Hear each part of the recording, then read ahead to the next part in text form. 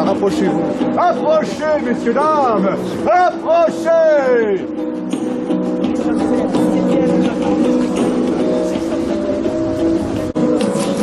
Mais pas devant la caméra.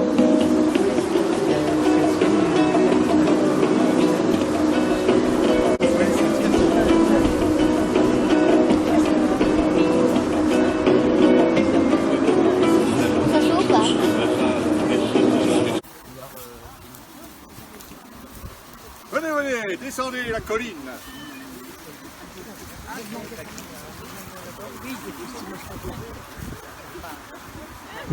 Venez, venez, approchez.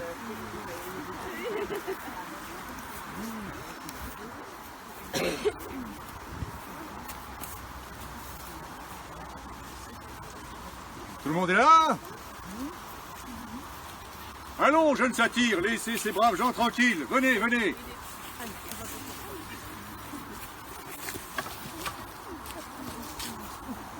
Je me présente.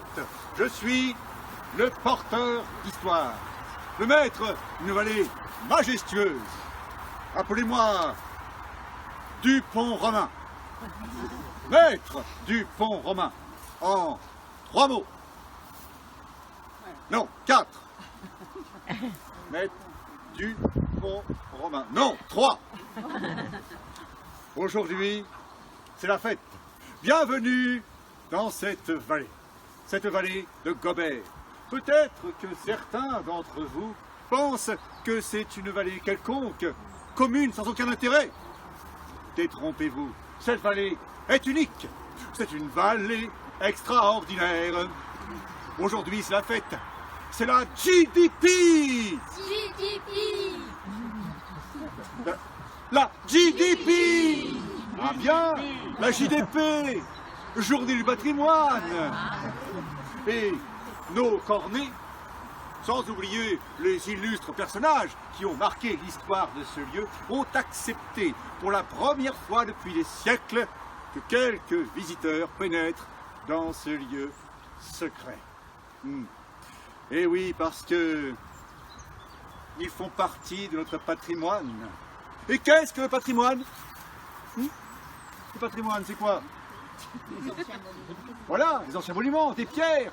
Mais pas seulement des pierres. C'est aussi une humanité tout entière. Une humanité qui aboie, mais aussi qui transcende les âges, les siècles, les origines et les croyances. Alors, ces illustres personnages, allons les rencontrer. Approchez-vous, approchez, approchez. Approchez, approchez. N'hésitez pas. Là, nous sommes très bien. Ceux qui veulent s'asseoir le peuvent. Et ceux qui ne veulent pas s'asseoir restent debout. Oui, waf waf aussi. Alors, connaissez-vous bien la vallée de la Seyret, autrement appelée vallée de Gobert? La côte de la Seyret est une des déclivités les plus importantes de la région, malgré une diminution de près de la moitié de sa pente. Au modeste sentier et pont de bois des temps préhistoriques a succédé une voie romaine. Et quelque temps plus tard, cette voie romaine a été dotée d'une arche, l'arche de Gobert, communément appelée le pont romain.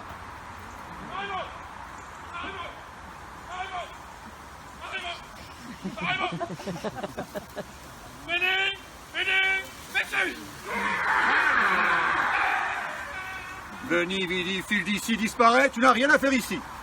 Mais ce pont n'est pas romain. Hein? Il daterait plutôt du Moyen-Âge, comme moi la Cunégonde. Il ne peut dater d'avant l'an 1000.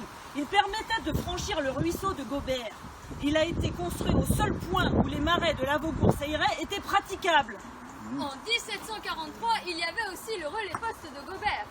Oui, mais c'était sans compter sur les difficultés pour y arriver. Les chevaux peinaient, ils n'étaient pas assez nombreux.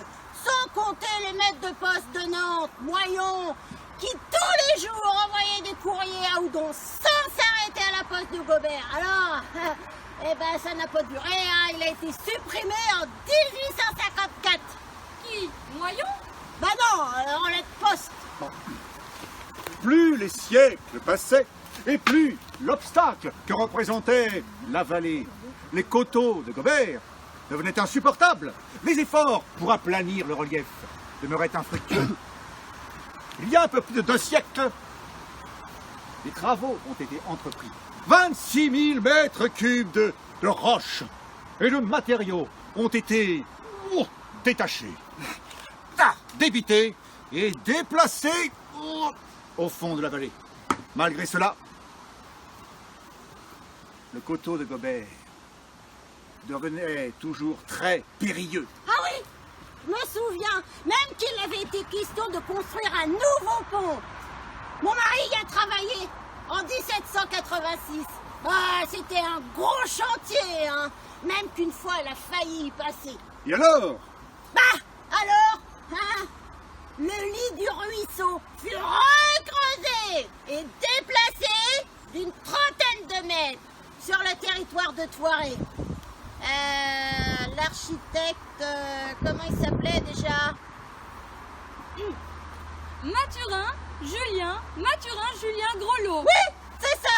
Je vais vous raconter. Merci Madeleine. Les noms? Oh, je vais leur raconter. Le Mathurin Julien Grelot, eh ben ce n'était pas n'importe qui. Hein? Parce que, eh ben il apparaît qu'il a sauvé la cathédrale de Nantes. Ouais. Bah ouais, parce que en 1796, eh ben il y avait une pétition qui circulait pour la détruire.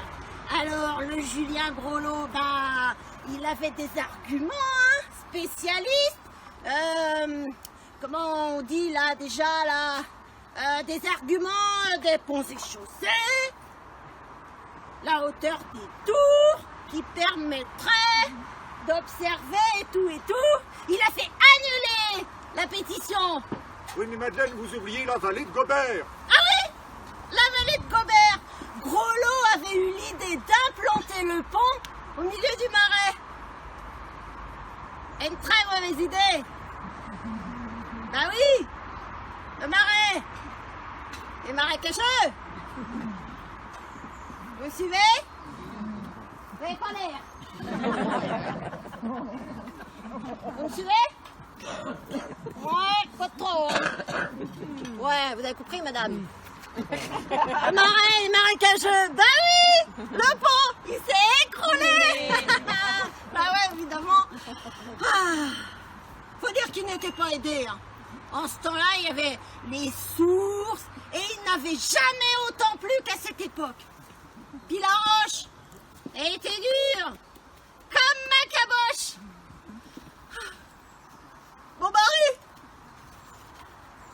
il a bien travaillé jusqu'en 1790. Il est mort. Bah comme moi. Mais lui, on n'a jamais retrouvé son corps. Bah, c'est pour ça qu'il n'est pas avec nous. Vous avez compris? Vous me suivez? Bah oui!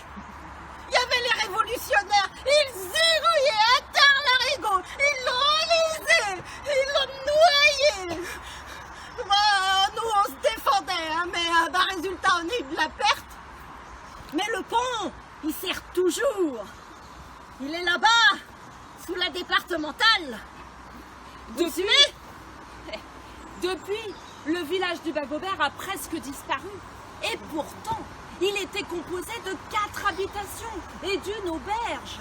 Auberge bien utile pour les voyageurs qui s'apprêtaient à affronter l'ascension de la montagne de Gobert.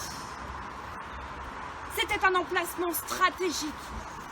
Et oui, tous ceux qui avaient un tant soit peu de pouvoir se battaient pour en avoir le contrôle. Car tous les voyageurs en partant de Condivicum pour se rendre à Juliomagus,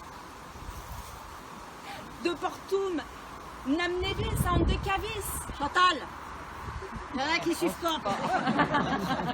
de Nantes à Angers. Vous avez compris? Tous les voyageurs, disais-je, devaient y passer. De plus, de là-haut, il était possible de surveiller la navigation sur la Loire. Ensuite, il est devenu la route royale de Nantes à Paris et pour finir en route nationale 23, puis départementale dès 723. Et oui, ben, c'est pour ça qu'on fait ça toujours ici, nous autres. Parce que vous, hein, avec vos chariots qui puent, vous passez dans un bruit d'enfer, vous descendez et vous remontez, sans même transpirer. Oh, merci, Cunégonde. Et je tiens à préciser que le ruisseau de Gobert marque la frontière entre les communes de Mauves, Étoiré, et Carquefou et le Cellier. Jusqu'en 1830, avant que la commune de Mauves ne récupère la section cadastrale du Marais, qui appartenait au Cellier jusqu'à cette date. Bon, nous n'allons pas faire de politique aujourd'hui. Oh, du pont romain. Ce n'est pas de la politique, c'est de la géographie. Bon, bah, ça suffit avec ces histoires de pont. On va pas embêter ces braves gens avec ça, ils vont s'ennuyer. Pour une fois qu'on a des invités. C'est sympa, nos invités, non? Bon, alors, oui, j'en étais en discussion, moi. Des fouilles. C'est ça, il y a eu des fouilles. Parce que si je raconte tout, ça va prendre des heures, donc je vais faire bref. Hein. Je vais quand même vous raconter qu'au XVIIIe siècle, le ruisseau a été détourné. Ah oui, pour passer sur le nouveau pont. Alors je vais faire court, mais je vais quand même vous raconter que en 1991, en août, de nouvelles fouilles archéologiques ont été entreprises. Oui, pour tenter d'en savoir un peu plus sur ce fameux pont romain.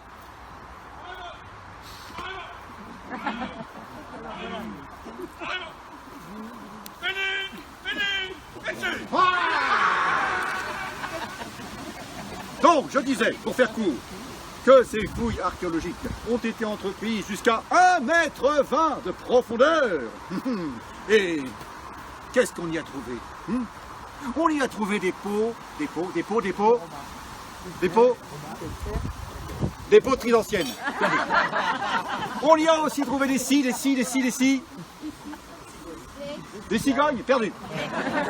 Des silex, ça y est. Et on y a trouvé des zélés. Des éléphants. Des éléphants à mauve, eh bien, il y a beaucoup d'autochtones. Non, des éléments métalliques. Bah justement, quand j'étais vivante, j'ai perdu une poterie, une potiche que m'avait léguée ma mère. J'y tenais drôlement. Vous l'auriez pas trouvée par hasard? Elle est comment, votre potiche? Bah, elle est comme les autres là, comme ça, à peu près comme ça. Ah! Non, on l'a pas trouvé. Je suis sûre que c'est un certain Joseph André qui l'a pris, ta potiche. Qui c'est celui-là? Ben, c'est l'ancien fermier de la ferme de la Touche. Il m'a raconté lors de la journée du patrimoine de 1928. Oh, menteuse! La journée du patrimoine a été créée en 1984 par un petit brin. Langue quelque chose. Ouais, bah, peut-être que langue quelque chose. Il avait la langue bien pendue. Hein, pour créer la GDP, ben, on y avait passé avant. Et depuis la nuit des temps. Il paraît que le père de Joseph André aurait voulu s'attaquer à la base du pont pour le faire s'écrouler. Bah oui, il voulait récupérer les pierres, vu que toutes les carrières locales avaient été fermées. Je suis sûre que c'est lui qui l'a pris, ta potiche. Moi, je vais aller le voir, moi, ce Joseph André. Oh. Oh, mesdames, calmez-vous. Bah oui. Regardez derrière vous. Il n'a pas été détruit, le pont romain. Oh.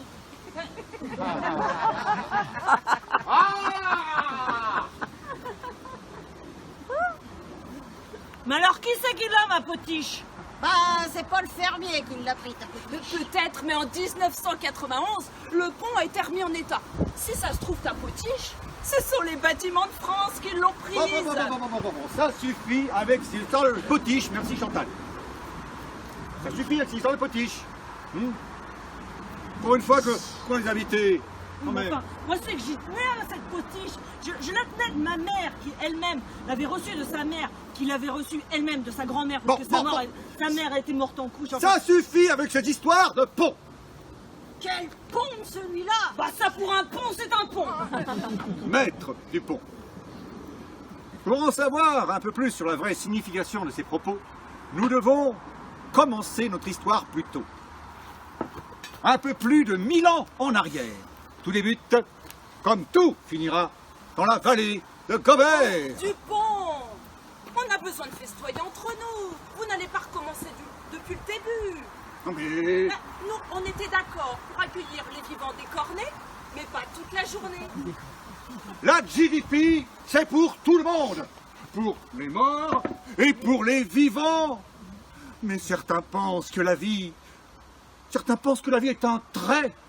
Mais la vie est un cercle. Un cercle qui ne s'arrête jamais. Tout tourne. Oh, les aiguilles du temps. Oh, la planète, la vie, les époques se chevauchent. Et aujourd'hui, journée du patrimoine, nous avons rendez-vous avec l'histoire. L'histoire avec un grand H. Bon, allez. Excusez. Oui. Aujourd'hui, ce sont les grands personnages historiques que nous fêtons. Car ce sont eux qui ont fait l'histoire. Ce sont eux qui l'ont créée. Et aujourd'hui, pour la première fois, le patrimoine va vous convier à un banquet. Oh non! Pourquoi non? Bah, t'as vu combien ils sont? Ils vont tout manger. Mais il n'aura jamais assez à boire pour tout le monde. Bah, c'est bien vrai, ça. Ouais, c'est vrai. Vous avez raison. Ils sont trop nombreux, ils ont des gros estomacs. Il faut trouver un moyen pour en sélectionner quelques-uns.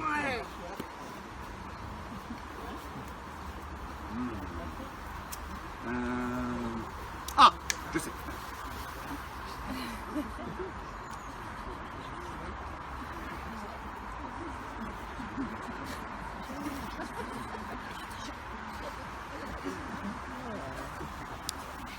Santé!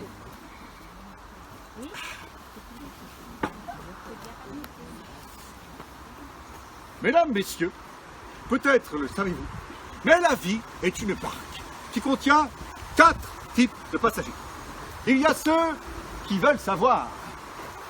Il y a ceux qui savent déjà. Il y a ceux qui rêvent. Il y a ceux qui savent jouer. Alors vous, est-ce que vous voulez savoir? Est-ce que vous savez déjà? Est-ce que vous rêvez? Est-ce que vous savez jouer? Eh bien, pour le savoir, au fil de notre histoire, vous allez jouer avec nous. Et si vos réponses sont exactes, vous pourrez partager avec nous ce délicieux nectar. Santé! Commençons. En 1598, qui était le roi de France et de Navarre? Qui? 1598. C'est avant 1610. C'est après 1515. Alors? Henri? Oui, bravo monsieur! Il a trouvé la bonne réponse! Alors, venez chercher le monsieur, il va partager notre nectar. Voilà. Très bien. Excellent. En plus. Et voilà. Et oui, c'était ça la bonne réponse. Hein? Henri IV. Eh oui, le fameux Henri IV. C'est bon? Il a l'air bon. Hein? Ah, vous regrettez maintenant d'avoir pas trouvé Henri IV, hein? Eh ben oui, Henri IV est passé ici par la Seyret. D'ailleurs, où est-il? Ben, où est-il? Henri IV. Où est-il?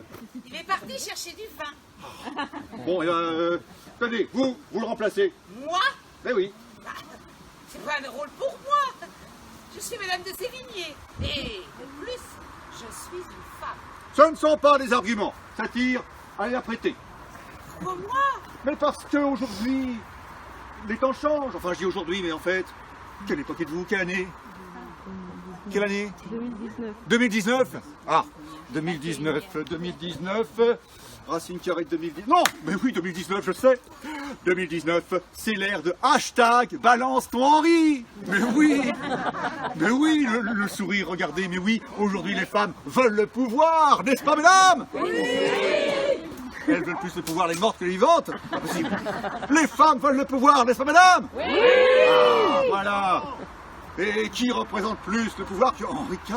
C'est un roi, et quel roi? Il est roi de France et de Navarre. Mais oui, n'importe quelle femme se donnerait son bras droit pour jouer un tel rôle, n'est-ce pas, mesdames? Comment ça, non? Oh, un bras droit seulement. Vous en prendrez un autre. Hein, mesdames? Même pas un bras gauche pour jouer Henri IV? Allons, c'est le rêve de tout le monde. Jamais une reine en France. Mais une vraie reine. Pas une reine qui est là pour faire la présentation. Une vraie reine qui dirige. Oh. Bah, si elles veulent donner leur bras droit, qu'elles le donnent. Moi, je garde le mien. Bon, Majesté, Henri IV, il est maintenant temps de vous présenter à vos sujets. Tenez, qui veut passer un coup de balai pour enlever les... Non? Ah, c'est le roi quand même. Alors, un sourire, la révérence quand il arrive, n'est-ce pas? Une poule au pot pour ceux qui auraient ça sur eux. Voilà. Et surtout parler avec l'accent du Sud. D'accord? Gascon, vous voyez? Rouler les R. Henri. Non pas Henri, Henri. Ah! Majesté.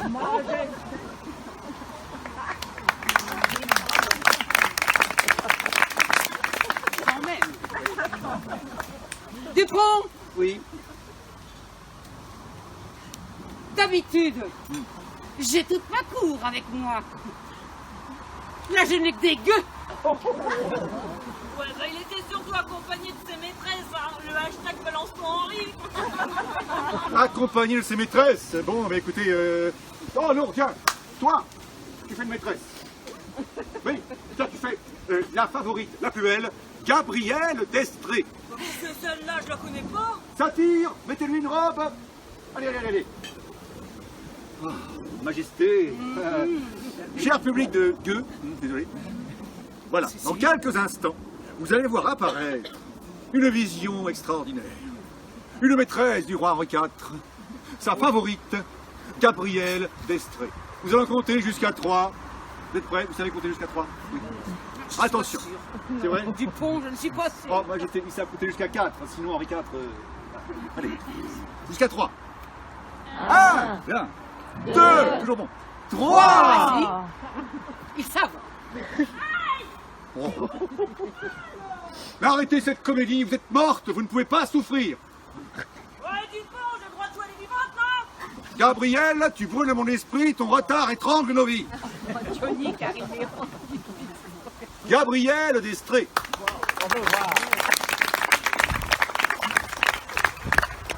Attendez, Quoi?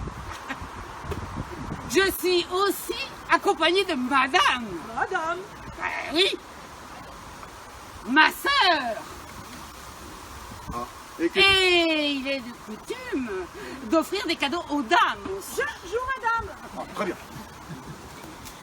Eh bien, commençons.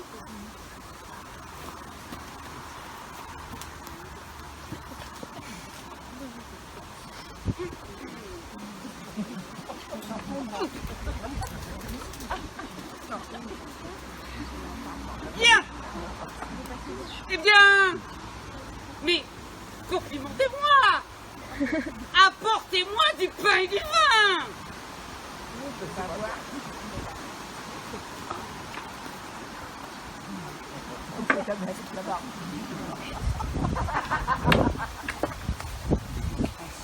Et les cadeaux de ces dames? Les cadeaux? Oh, merci. Je m'en attendais pas, moi. Et moi?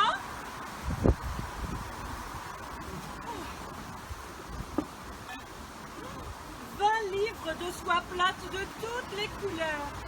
100 livres de confiture. 6 paires de gants d'Espagne d'ambre blanc. Un petit baril de noix de muscade. Et des confitures sèches. Mais j'ai pas ça, moi. Écoutez, mais j'en veux pas de vos confitures. Je veux 6 oiseaux canariens apprivoisés dans une cage dorée. C'est dommage, mesdames. Qui êtes-vous? Valentin de Coutances, allié des becs de lièvre de la Seyraie et commandant de Nantes. Et mes canaris? Vos canaris, chère madame, sont en lieu sûr. Tous les ans, les satyres ont l'habitude de dévorer vos canaris. Mais ne vous en faites pas. Cette année, j'ai rusé. Je les ai cachés derrière cette haie. Hé, Canaris. Je vous accompagne. Vous voulez donc que vous mes confitures? Mais vous savez où vous pouvez vous les mettre, vos confitures? Les hommages, mon roi. Je vous prie d'accepter cet humble présent, la clé d'argent de la ville de Nantes.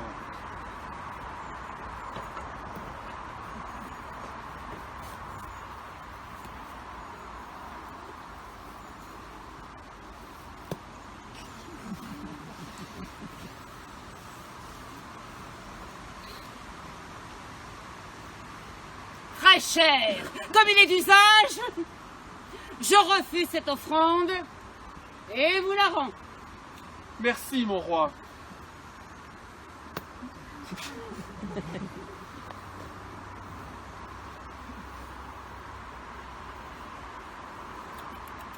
Et ne la tenez pas par devers vous.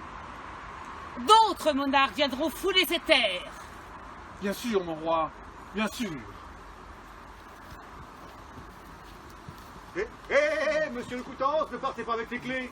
Parce que d'autres grands personnages, effectivement, viendront à Nantes, comme par exemple Louis XIII, à l'âge de 11 ans, accompagné par sa mère, Marie de Médicis, en 1614. Et ils reviendront tous les deux en 1622.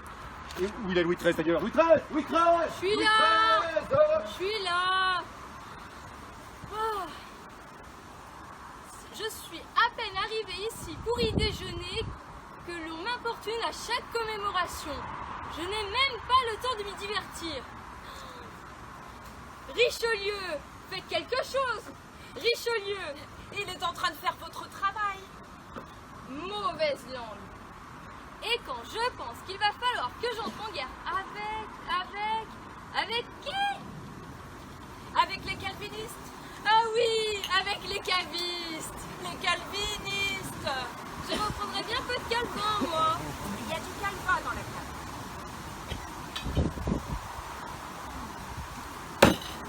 Au travail. Cessez de vous enivrer. Il y a du travail. Moi, Louis d'Arwis, seigneur de la Sailleray, président à la Chambre des comptes de Bretagne et maire de Nantes, suis en possession d'un ordre. Le 27 juillet 1623 fut adjugé pour 800 livres le rehaussement du pont de Gobert par la ville de Nantes. Ah oui, s'arrête! À chaque journée du patrimoine, tu nous refais le même cirque. Ça fait bien longtemps qu'il a été rehaussé le pont de Gobert. On est quand même en 2019. Oh Dieu! Tu m'entends? Que sais-tu du grand plan, Dieu?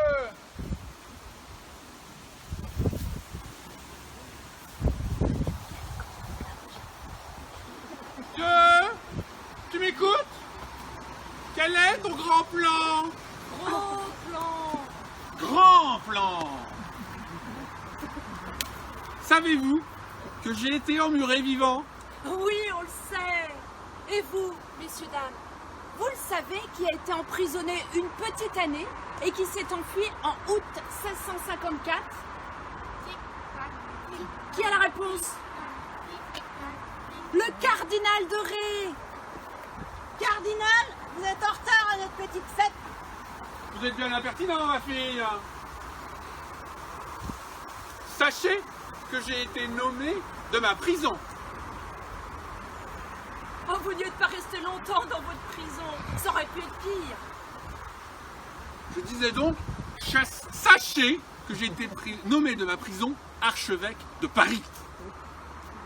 Je n'y suis pas resté longtemps parce que je me suis évadé. J'ai profité de l'inattention de mes gardes pour me faufiler le long d'une corde hors du château. Et là, j'ai rejoint 2 compères qui m'attendaient pour organiser ma fuite hors de Nantes. Et c'est reparti pour le récit de la grande évasion. Cardinal, on le sait, vous avez pu vous échapper grâce à 2 moignons qui se noyaient. Leurs cris à couvert ceux d'un jeune page qui vous a vu vous enfuir. Un jeune page qui se baignait tout nu. Grâce à Dieu! Avec le cheval, je suis parti sur la route de Mauve. Et là, Maudit soit-il, ce cheval a fait une embardée. Je me suis fracassé l'épaule. Je fis fi de mes douleurs effroyables. Et je remontai sur le cheval. Et je galopais pour distancer mes gardes. Je me tirais les cheveux pour ne pas m'évanouir. Heureusement qu'il y avait Monsieur de Brissac et Monsieur de Sévigné pour vous attendre à Mauvres avec leur bateau. Et là, il s'est évanoui. Et là, ils l'ont caché dans une meule de foin pendant 7 heures. Dans les prisons de Nantes, lundi, lundi, lundi, lundi, dans les prisons de Nantes, il y avait un prisonnier, il y avait un prisonnier. Personne ne l'aime avouer, lundi, lundi, lundi, lundi, personne ne le va voir, que le petit moisillon. Le prisonnier alerte, lundi, lundi, lundi, lundi, le prisonnier alerte, dans la Loire s'est jeté, dans la Loire s'est jeté. Si je reviens à Nantes, Lundi, lundi, lundi, lundi, si je reviens à Nantes, oui je me vengerai, oui je me vengerai. Allez, cardinal, venez boire un verre avec nous. Béni soit ce vin. regardez là. C'est Louis XIV. Oh, mon roi. Oh, c'est mon roi. Bah, tu sais très bien qu'il vient jamais à notre petite fête. On n'est pas du même monde.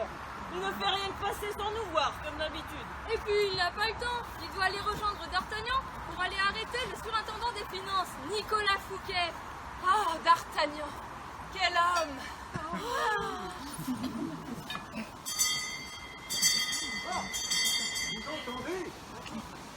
Vous entendez? C'est la cloche de la chapelle dorée. Ah. Pardon. Oui, c'est l'heure pour vous le sortir grâce à la cloche. Et puis, il a tout sifflé le gros plan. La cloche de la chapelle dorée. Écoutez-la bien quand elle sonne, car elle ne sonne que très rarement. Son carillon vient des abîmes de la rivière de Gobo, car lors de la Révolution française, C'est le curé constitutionnel de Thoiret, Pierre Giron, révolutionnaire, qui a arrêté des attroupements non autorisés à la chapelle dorée en 1793. Bah alors après, les bateaux républicains, ils mirent le feu.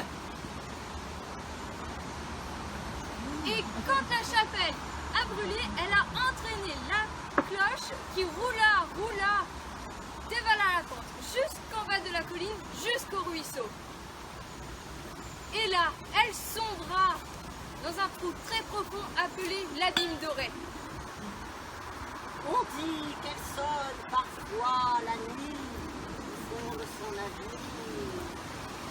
C'est une curieuse légende que voilà. C'était un petit sanctuaire bâti au versant du coteau. Son humble cloche à la prière appelait les gens du hameau. Mais voici venir la tourmente. La France condamne son roi. Dans la chapelle, une servante. On soutient ses frères dans la foi. Là-haut.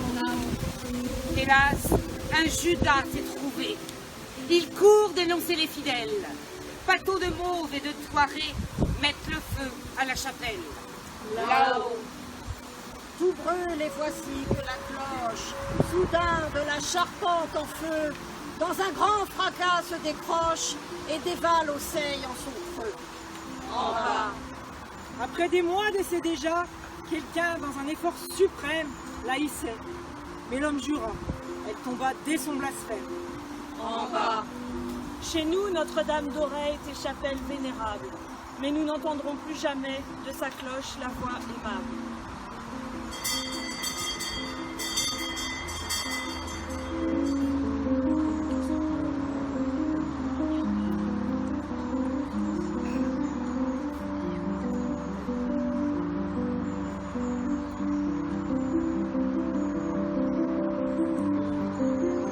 est difficile de passer sous silence le massacre des femmes de 1794.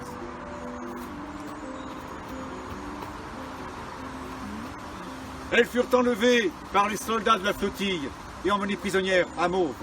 Là, après avoir subi les pires sévices, elles furent fusillées. Malheureusement, dans cette période, la vallée et l'Arche de Gobert ont été ensanglantés par de nombreuses autres victimes de la Révolution.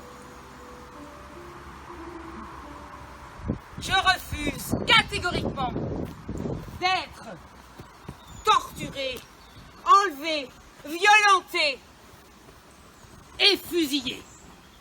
Peu importe, nous sommes morts depuis si longtemps. Ouais, bah, c'est pas parce qu'on est mort qu'on doit jouer les cadavres.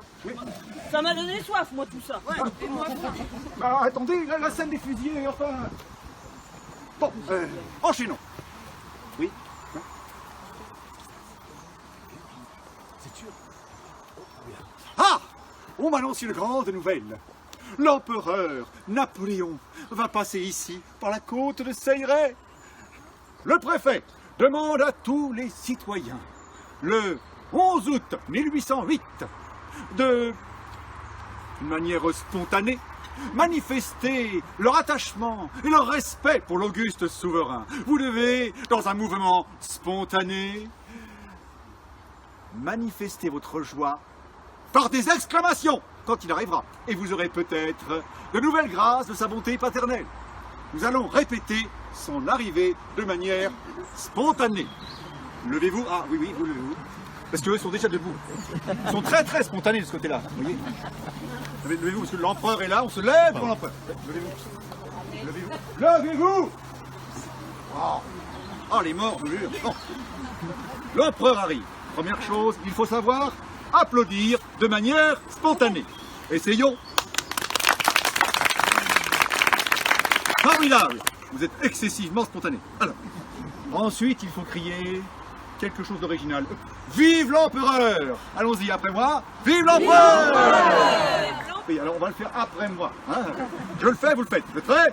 Vive l'empereur! Vive l'empereur! Fayot. Alors, maintenant les deux en même temps. Vous applaudissez et vous dites vive l'empereur! Attention, c'est parti! Vous êtes merveilleux, nous sommes prêts pour la venue de Napoléon. Vous êtes parfait. Ah, quoi? Qu'est-ce qu'il y a? Merci. On m'annonce que l'empereur passera par Thoiry sur le chemin nantais. Donc, pas de mouvement spontané, pas de nouvelles grâces. Vous pouvez vous rasseoir pour ceux qui étaient assis. C'était très bien quand même, vraiment très bien. Vous avez beaucoup fait de... Ah, l'empereur, c'était formidable. Oh, voici... Lâchez-moi, je suis innocent! Voici François Vincent Raspail, ardent républicain, savant et médecin. Il a été arrêté à la côte de la Seyret le 29 juillet 1835. Je ne suis que médecin et chimiste. Oh, tu oublies que tu as été aussi le chef du journal, Le Réformateur, journal qui offensait le roi. Et vous présidiez la Société des Amis du Peuple. J'ai payé pour ça. La Société des Amis du Peuple a été dissoute en 1832. Et j'ai été maintes fois mis en prison. Un marchand de vin m'a apporté cette lettre de Paris. Elle t'était adressée. Cette lettre t'accusait de complicité dans un attentat contre le roi Louis-Philippe. Je vous le dis tous les ans. Je ne pouvais pas être à Paris le 28 juillet 1835 puisque j'étais à Nantes pour présider un banquet patriotique. La preuve, le 29 juillet, j'étais ici même, dans la côte de la Seyret où j'ai été arrêté. Que voulez-vous comme preuve? Ces magistrats étaient des idiots. Ils voulaient ma tête! Il a mauvais caractère. Oh, oui? Oui, mais c'est un savant. Il est le Robin des Bois de la santé. Vous saviez, messieurs, dames, que Raspail était aussi un précurseur. Mais un précurseur de quoi? Est-ce que quelqu'un en a une idée? Certains le considèrent comme le précurseur de la théorie microbienne, cellulaire et antiseptique. Wow! C'est quoi ces théories? Je ne sais pas trop, mais ça soigne les vivants. Chère mademoiselle, sachez que j'ai toujours pris la défense des démunis et des pauvres. C'est vrai. Allez, Raspail, venez boire un verre avec nous. Oh oui.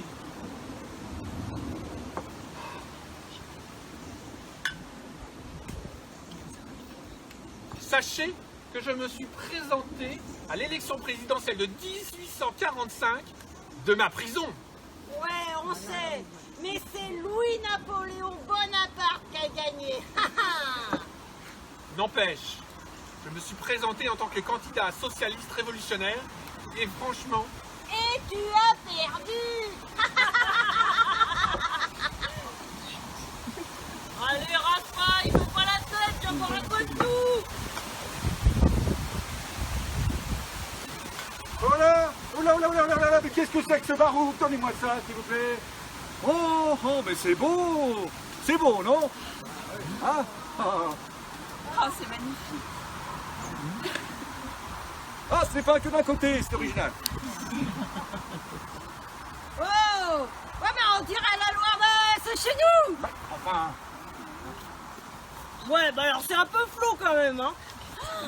C'est romantique et plein de lumière. C'est pourquoi l'artiste qui a peint ce tableau est surnommé le peintre de la lumière. Mais savez-vous, messieurs, dames, qui a peint ce tableau? Qui a peint ce tableau? C'est William Turner. Je n'ai jamais connu cet homme. Il a voyagé sur la Loire en 1826. Bah t'en sais des choses, toi, dis donc. Mais c'est normal, je suis du XXe siècle. J'ai appris ça à l'école.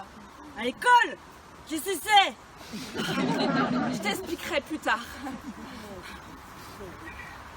Oh, mais il y a Marie de Rabutin-Chantal, la marquise. Qui est Marie de Rabutin-Chantal?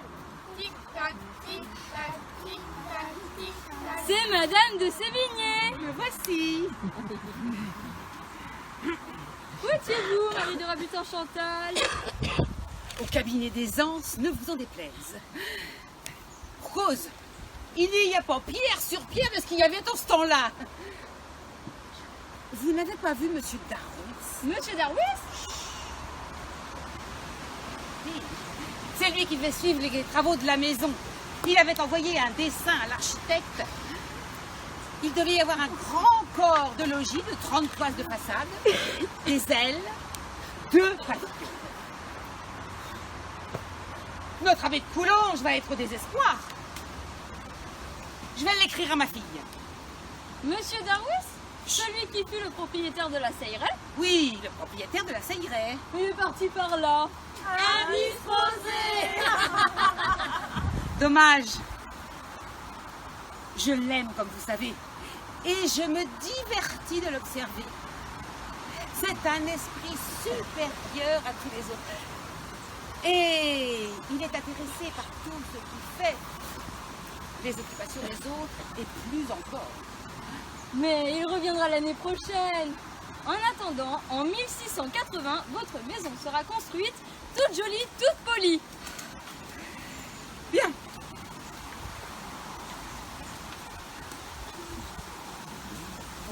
Reste-t-il de ce délicieux nectar? Oui, ce délicieux nectar que les vivants appellent grand blanc. Gros blanc.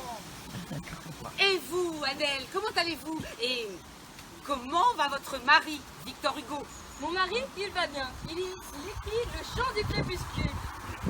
Et votre amant, le critique Sainte-Beuve, vous êtes toujours avec lui? Chut, les vivants ne doivent pas en être informés. Mais ils le savent déjà. Il n'y a plus de secret pour les vivants avec Wikipédia peut-être. Oh, il faut que je vous raconte. Vous allez encore nous raconter votre histoire de visa? Oui, mais aux vivants. Ils ne connaissent pas mon aventure de 1835. Allez-y. Je voguais sur la Loire, monsieur de Fouché et monsieur de Sainte-Beuve. J'étais émerveillée par tant de sublime beauté. Quand, à peine débarqué à la Seilleraie, où Raspail venait d'être arrêté, un gros gendarme m'arrête et me demanda mon passeport. Je lui donnai, confiante. Ce gros gendarme, après l'avoir examiné, me dit qu'il manque un visa sur mon passeport. Nous fûmes retenus, confisqués sur la rive. Nous ne savions pas ce que nous allions devenir. Cela a beaucoup fait rire Didine. Didine. Oui, Léopoldine, ma fille alors âgée de 11 ans. Finalement, après avoir entendu nos explications, le chef des gendarmes nous libéra. Ah, quelle émotion! À chaque fois que je narre cette histoire, j'ai faim. Le reste du pâté cette année? Oui.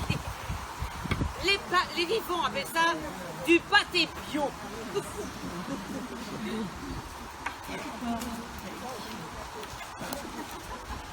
Oh, je suis crevé. Oh, vous n'auriez pas à boire? Je vais vous servir. Oh, cette compte de SRL, jamais plus je ne veux la monter. Hein. Tous les ans, pour cette commémoration, vous m'invitez à passer par là. Vous feriez mieux d'inviter Augereau, hein. Il avait 50 mètres d'avance sur le peloton.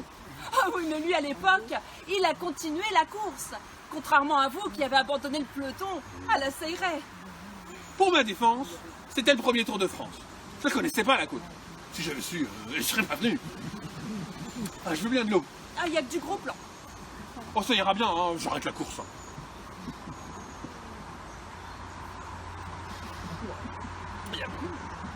Merci.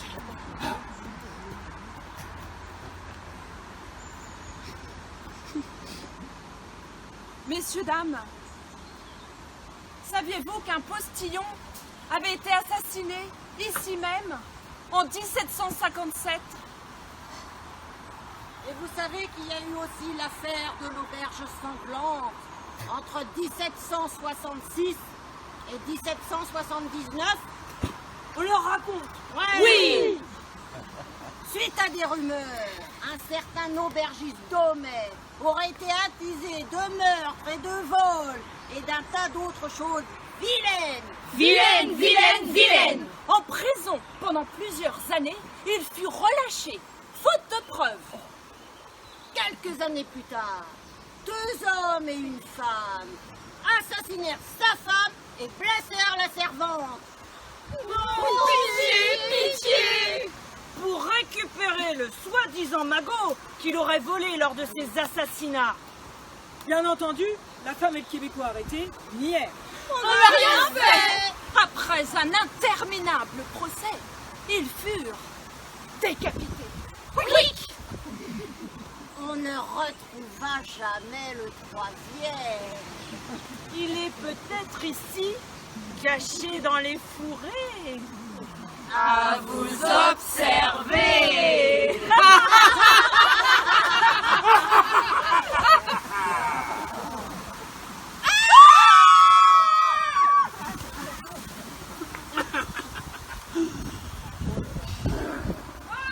Ne vous inquiétez pas, messieurs, dames. Ce n'est qu'une histoire. Car ici, dans la vallée, il fut un temps où les gens étaient heureux.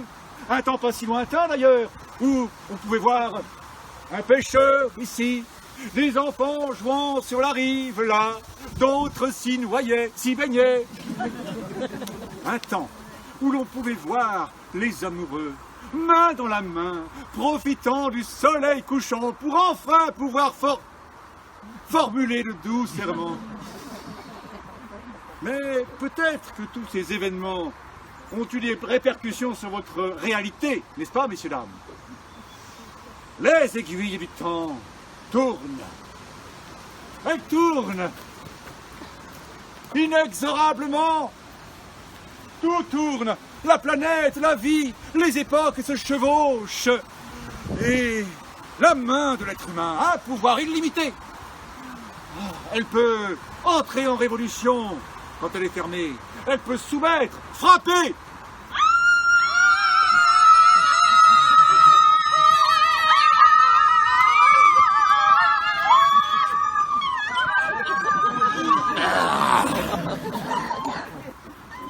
Ouverte, la main de l'être humain peut caresser, donner, porter, créer.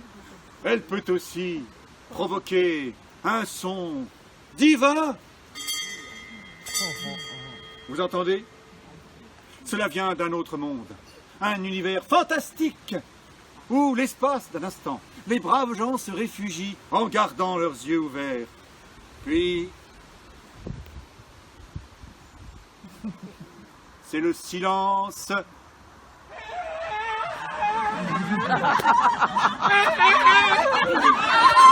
C'est le silence! Et tout disparaît.